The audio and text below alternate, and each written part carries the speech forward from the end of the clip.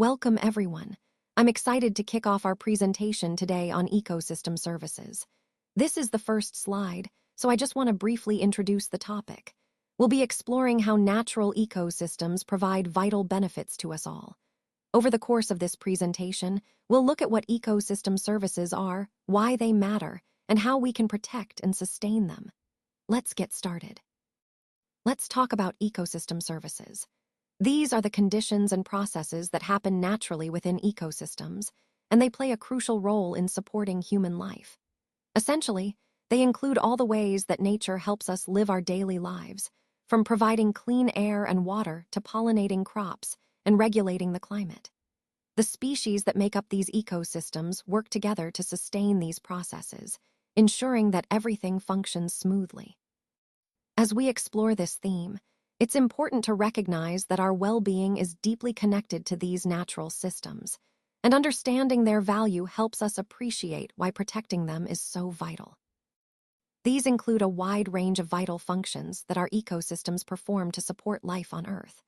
For example, they purify the air we breathe and the water we use every day, helping to keep these essential resources clean and safe.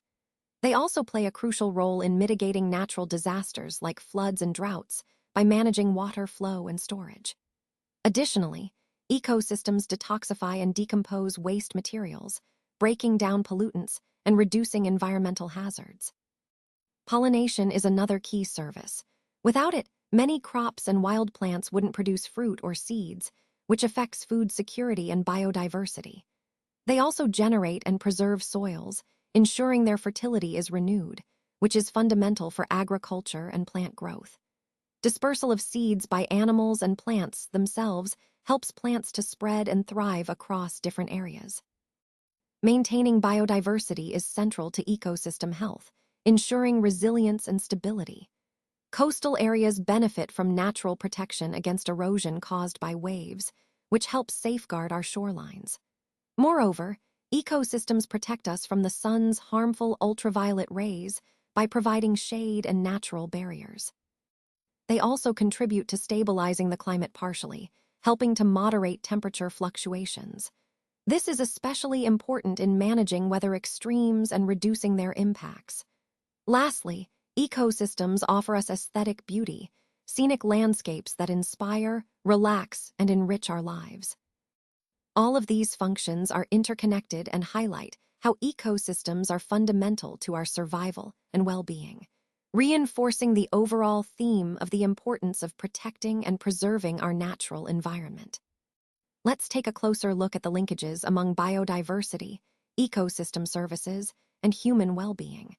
These concepts are deeply interconnected and form the foundation of understanding how natural systems support us. Biodiversity, which includes the variety of all living organisms, plays a crucial role because it underpins the resilience and functionality of ecosystems. When biodiversity is rich, ecosystems are better equipped to provide essential services like clean water, air purification, and climate regulation. These ecosystem services, in turn, directly impact human well-being by supporting health, livelihoods, and quality of life.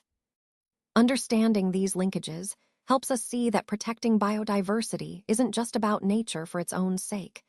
It's about safeguarding the benefits that ecosystems provide to us all.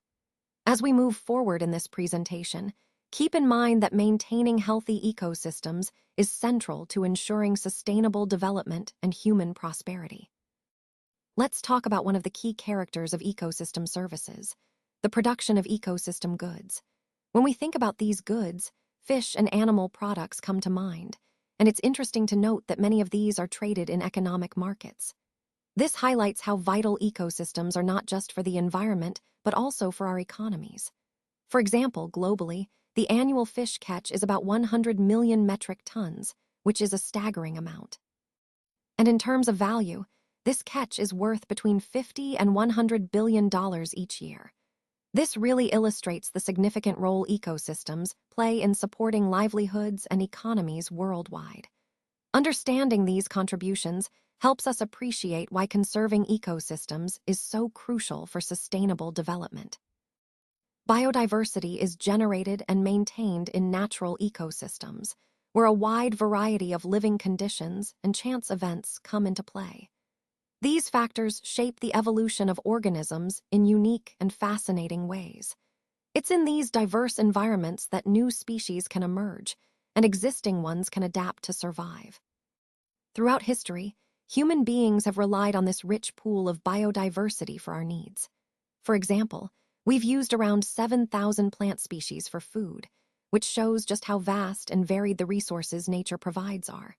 And it's interesting to note that over 70,000 plants are known to have edible parts, highlighting the incredible potential that exists within the plant kingdom. This dynamic process of generating and maintaining biodiversity isn't just about nature's complexity. It's also about how we as humans interact with and depend on these ecosystems.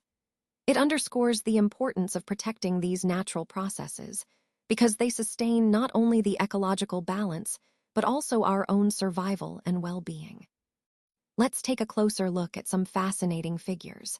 A recent survey of the top 150 prescription drugs reveals that a remarkable 118 of them are derived from natural sources. That's over 3/4, or about 74%, based on plants. Fungi play a significant role as well, contributing to 18% of these medicines.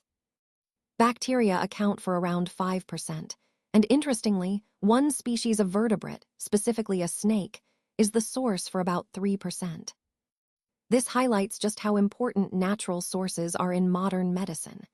Now, expanding our perspective, about 80% of the global population still depends on traditional medical systems for their healthcare.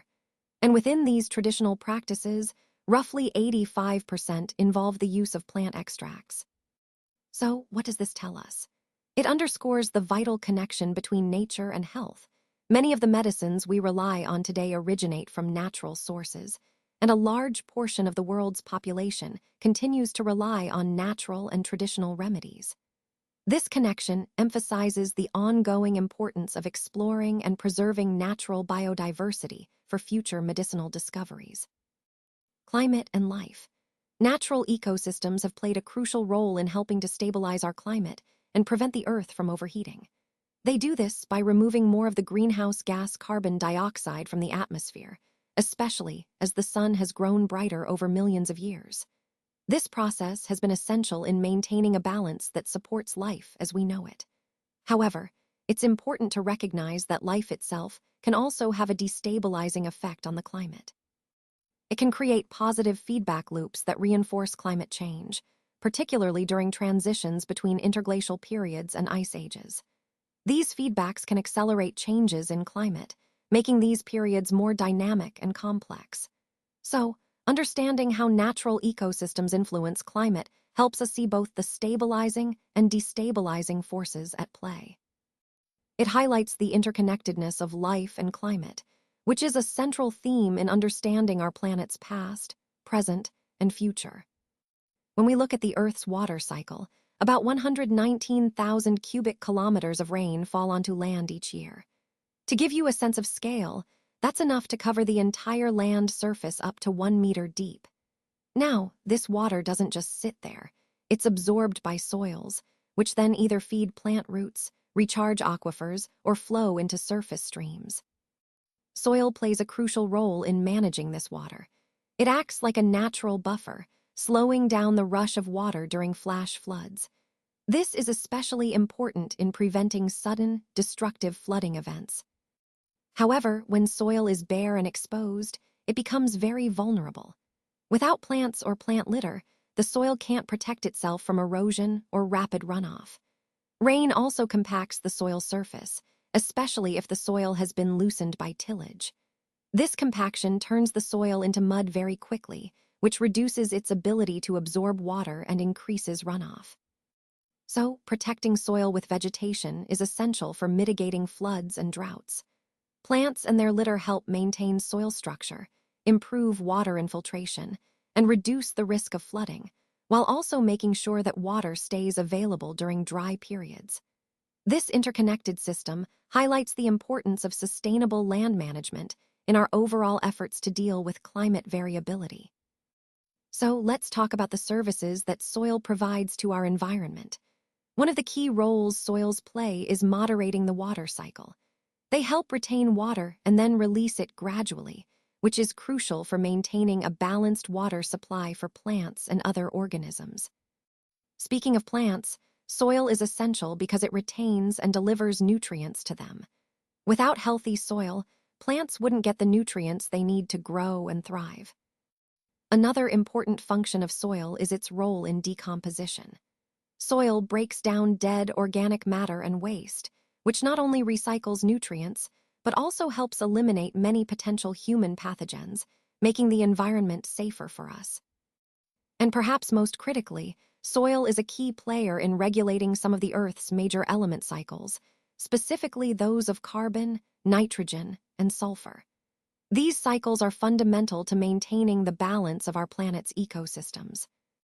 All of these services highlight just how vital soil is, not just for plant growth, but for maintaining overall environmental health and stability.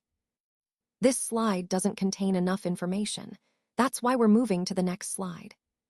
Let's talk about natural pest control services. It's pretty remarkable to note that approximately 99% of potential crop pests are actually kept in check by natural enemies. These are the creatures and organisms that help us maintain a healthy balance in the ecosystem. For example, many birds play a crucial role by preying on pests, helping to reduce their numbers naturally. Spiders are another important group. They're voracious predators of many insects that could otherwise damage crops. Then there are parasitic wasps and flies, which target specific pest species, acting like biological assassins. Ladybugs are well known for their appetite for aphids and other harmful insects. Fungi also contribute significantly. They can infect and kill pests, acting as natural biocontrol agents. Viral diseases can specifically target certain pests, reducing their populations without the need for chemical inputs. All of these organisms work together, providing a complex and effective natural pest control system. And what's truly impressive is that these biocontrol agents save farmers billions of dollars every year. They reduce reliance on chemical pesticides, which is better for the environment and for our overall health. This approach aligns perfectly with our overall message, finding sustainable, eco-friendly ways to protect our crops while maintaining natural balance. Seeds have quite clever ways of getting around, don't they? Many are dispersed by the wind, which can carry them quite far from the parent plant. Some seeds rely on water, floating away to new locations, especially near rivers or lakes. But what's really fascinating is how many seeds depend on animals for their dispersal. Often, seeds are contained within fruits, which attract animals to eat them. Some seeds need to pass through the digestive system of birds or mammals before they can sprout. That's nature's way of helping them find a suitable spot to grow. Other seeds are specially adapted with sticky or spiny surfaces that cling to passing animals, kind of like hitchhikers. Without the countless animal species that act as seed dispersers, many plants wouldn't be able to reproduce successfully. This interconnected relationship highlights how crucial animals are in maintaining healthy ecosystems and supporting plant diversity. It's a perfect example of how everything in nature is linked, and how seed dispersal is essential for plant survival and growth. Many people have a deep appreciation for natural ecosystems, and this appreciation often shows up in the activities they enjoy. For instance, gardening and pet keeping are simple ways to connect with nature on a daily basis. Nature photography and filmmaking allow us to capture and share the beauty we see around us. Bird feeding and watching offer peaceful moments of observation and wonder. Hiking and camping let us immerse ourselves directly in natural environments, fostering a sense of adventure and discovery. Eco-touring and mountaineering take that connection to a more adventurous level, exploring remote and pristine places. River rafting and boating bring us closer to water ecosystems, offering excitement and tranquility alike. For many, nature is an unparalleled source of wonderment and inspiration. It provides a sense of peace and beauty that can rejuvenate our spirits and give us a feeling of fulfillment. This deep connection to the natural world not only enriches our lives, but also reminds us of the importance of preserving these ecosystems. As we consider our role in the broader context of environmental sustainability, it's clear that appreciating nature's aesthetic, intellectual, and spiritual qualities helps us foster a greater respect and responsibility for our planet. So, what is the problem we're really facing here? Well, this slide is about understanding the core issues that prompted us to look for solutions in the first place. Essentially, we're trying to identify the main challenges that are impacting our goals or operations. These problems might be affecting efficiency, customer satisfaction, or even our bottom line. By pinpointing exactly what these issues are, we can focus our efforts on addressing the right areas. It's important to get a clear picture because, without understanding the problem thoroughly, any solutions we develop might miss the mark or only provide temporary relief. This step is fundamental to the overall theme of the presentation, which is about finding sustainable, impactful improvements. Recognizing the problem clearly helps us develop strategies that are targeted and effective, ultimately leading us toward better outcomes. Ecosystem services are vital to our daily lives, but they are increasingly being impaired and destroyed by a wide range of human activities. Right now, some of the most immediate threats include the ongoing destruction of natural habitats and the invasion of non-native species. In marine environments, overfishing stands out as a major threat because it depletes fish populations and disrupts entire ocean ecosystems. One of the most irreversible impacts humans have on ecosystems is the loss of native biodiversity. Once it's gone, it's incredibly difficult to recover. Other pressing threats involve altering the Earth's natural cycles, like the carbon and nitrogen cycles, mainly through burning fossil fuels and heavy use of nitrogen fertilizers. This not only affects climate change, but also damages soil and water quality. We're also seeing degradation of farmland, which reduces our capacity to grow food sustainably. Toxification of land and waterways is another serious issue, as pollutants accumulate and harm both ecosystems and human health. And finally, overharvesting of forests leads to deforestation, threatening countless species and disrupting carbon storage. All these threats are interconnected, and addressing them is crucial to preserving the essential services that ecosystems provide us all. Today, I want to highlight a sobering fact about species loss. A conservative estimate suggests that about one species is going extinct each day. What's even more concerning is that this rate far exceeds the pace at which new species are evolving, by a factor of 10,000 or more. This means that we're losing biodiversity at a staggering rate, much faster than nature can replenish or adapt through evolution. This imbalance is a critical point to understand because it underscores the urgency of our conservation efforts and the profound impact human activities are having on the planet's biological diversity. It's a stark reminder of how quickly we're losing the rich tapestry of life that sustains us all. Let's take a closer look at the concept of generic links and how they relate to human well-being and poverty reduction. At the core, human well-being depends on basic material needs for a good life, such as health, good social relations, security, and the freedom to make choices and take actions. These are the fundamental aspects that influence our quality of life. Now, these elements are affected by both direct and indirect drivers of change. Indirect drivers include broader factors like demographic shifts, economic influences, such as globalization, trade, and market policies, and sociopolitical factors like governance and institutional frameworks. Science and technology also play a critical role here, shaping how societies evolve and adapt. Cultural and religious factors further influence how communities respond to change and prioritize well-being. All these elements are interconnected, and they shape the environment in which we live. Moving on to life on Earth, biodiversity is a key component. It underpins ecosystem health and resilience, which are essential for sustaining human life and well-being. Now, let's consider the direct drivers of change. These include changes in land use, which can be driven by agriculture, urbanization, or deforestation. The introduction or removal of species also impacts ecosystems significantly. Technology adaptation and use, like new farming methods or energy sources, directly alter our environment. External inputs such as irrigation or resource consumption are also crucial, as they influence how we utilize natural resources. And of course, climate change is a major driver, affecting everything from weather patterns to sea levels. Lastly, natural physical and biological drivers, such as volcanoes or natural disasters, can cause sudden and profound changes in ecosystems and human societies. All these factors are interconnected, and understanding their roles helps us better grasp the complex web of influences that shape our world and our capacity for sustainable development. Why is biodiversity loss a problem? Well, it has direct consequences for many of the critical elements that contribute to our overall well-being. This includes things like our material wealth, our security, our health, our social relations, and even our freedom of choice and action.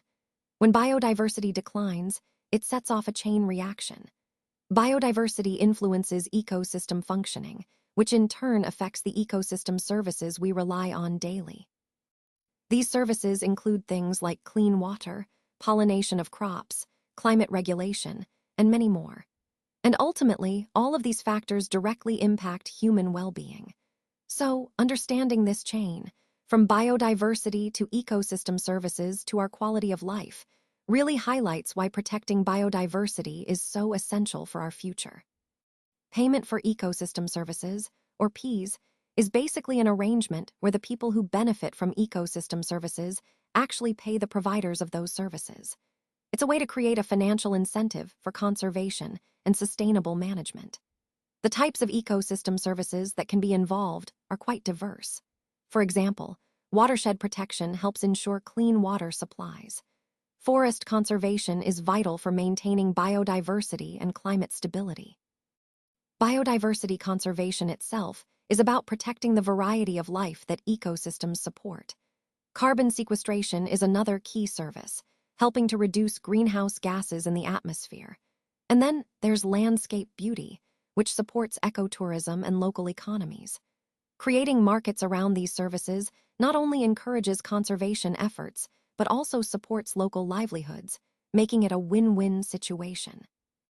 Overall, PEAS links the benefits we receive directly to the people managing and protecting these vital ecosystems, reinforcing their value and encouraging sustainable practices.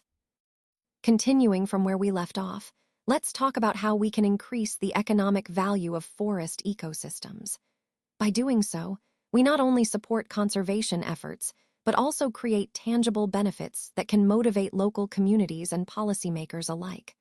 Across the globe, there are roughly 300 markets dedicated to ecosystem services. These markets are essentially platforms where the benefits that ecosystems provide, like clean water, air purification, and carbon sequestration, are bought and sold. It's a way of recognizing that healthy forests have real economic worth, which can drive sustainable management. What's really exciting is that these markets are not static. They're expected to grow rapidly. Both developing and developed countries are recognizing the potential here. As awareness increases, so does the investment in ecosystem services, leading to more sustainable practices and better conservation outcomes worldwide. This aligns perfectly with our overall goal, finding innovative ways to integrate conservation with economic development. So, expanding these markets can be a powerful tool in our toolkit for safeguarding forest ecosystems for future generations. All right, so when it comes to strengthening responses, there are a few key approaches we've seen. First, focusing on responses with a primary goal of conservation has been partly successful. This means that efforts aimed mainly at protecting and preserving biodiversity have seen some positive results, but there's still room for improvement. Then, we have responses with a primary goal of sustainable use, which have shown promising signs. These are strategies that aim to utilize resources in a way that meets current needs without compromising the ability of future generations to do the same. And finally, the most effective approach combines these strategies through integrated responses. These are designed to address both conservation and sustainable use simultaneously, recognizing that these goals are interconnected and must often go hand in hand to achieve lasting success. Overall, the key takeaway is that integrating conservation and sustainable use strategies offers the best pathway forward, especially when supported by adaptive and context-specific actions. Let's talk about the ecosystem services in India and some of the challenges we face. Currently, forest management is confronting several constraints, and one of the main issues is the lack of adequate funds. Despite the vital role forests play, the financial support allocated to this sector is quite limited. In fact, the budget for the Ministry of Environment and Forests is only about 1% of the total government budget. This small allocation makes it difficult to implement effective conservation strategies. However, there's hope. Introducing suitable economic instruments for ecosystem services, especially those provided by forests, could be a game changer. These instruments could help generate revenue and incentivize conservation efforts. By doing so, we can strengthen forest conservation and promote sustainable development across India. Ultimately, this approach aligns with our broader goal of ensuring that our natural resources are preserved for future generations while supporting economic growth today. Let's talk about economic instruments. These are market-based mechanisms designed to influence behavior. Instead of imposing strict standards or specific technologies, they work by changing the incentives that economic agents face. The idea is to internalize environmental or resource depletion costs so that the economic activities naturally align with sustainability goals. Essentially, if we want to encourage more environmentally friendly practices, we can use economic instruments to make it financially advantageous. For example, price-based incentives such as user fees, product charges, and taxes are common tools. These create a direct cost for environmentally harmful activities, nudging people and companies to modify their behavior. Another key category is marketable permits, rights, or quotas. These are tradable allocations that set limits but allow flexibility. They incentivize efficiency and innovation, as entities can buy or sell permits based on their needs. Finally, we have measures that remove barriers to market entry, like liability insurance laws, information programs, voluntary initiatives, eco-labeling, and certification schemes. These help create a level playing field and encourage sustainable practices without heavy-handed regulation. Overall, these economic instruments are a vital part of the broader strategy to promote environmental sustainability through smarter, market-based approaches. They connect directly to our theme of finding effective, flexible tools to manage resources responsibly. Now, let's look at the major drivers behind the demand for ecosystem services. There are 3 key factors that really shape this market. First, we're seeing a shift in environmental protection policies. Instead of relying solely on command and control approaches, like strict regulations, there's a growing move towards using economic and market-based tools. These include things like charges, user fees, and eco-taxes, which create financial incentives for sustainable practices. Second, our capacity to value the goods and services provided by forest ecosystems has improved significantly. This means we're better at recognizing and quantifying the benefits forests offer, from carbon sequestration to water filtration and beyond. When we can put a tangible value on these services, it becomes easier to incorporate them into decision-making and policy. Finally, demand is rising from various sectors, public authorities, private companies, and consumers alike, driven by their environmental obligations. These groups are increasingly aware of their responsibilities and are motivated to support ecosystem services, whether to meet legal requirements or to align with societal expectations. All these drivers are interconnected and contribute to creating a stronger, more active market for ecosystem services, which is essential for sustainable management and conservation efforts. The human economy, at its core, relies heavily on the services provided by ecosystems, often without us even realizing it. These are the benefits we get from nature that often go for free, such as clean air, water filtration, pollination, and climate regulation. If we were to put a dollar value on these ecosystem services, the annual worth would amount to many trillions of dollars, highlighting just how vital nature is to our economic stability. However, these costs and benefits are usually hidden from traditional economic accounting systems. We don't typically include the value of ecosystem services when we calculate GDP or other economic indicators. But the reality is, these services are real and meaningful, and often the burden of maintaining them falls on society at large, on communities, governments, and future generations. This brings us to a crucial point. Short-term land use decisions, like clearing forests for development or intensive agriculture, can seem beneficial in the moment. But these choices can set in motion long-term costs that we and future generations will have to bear. Often, the true cost of sacrificing ecosystem health isn't immediately visible, but it can lead to significant environmental and economic challenges down the line. So, as we conclude, I want to emphasize that protecting and valuing these ecosystem services isn't just an environmental issue. It's fundamental to sustainable economic development and the well-being of future generations. Our choices today shape the world we leave behind, making it essential to consider the full, often hidden, costs and benefits of land use decisions. Thank you all for your attention today. I truly appreciate your time and engagement. I hope this presentation has provided valuable insights and a clear understanding of the key concepts we've discussed.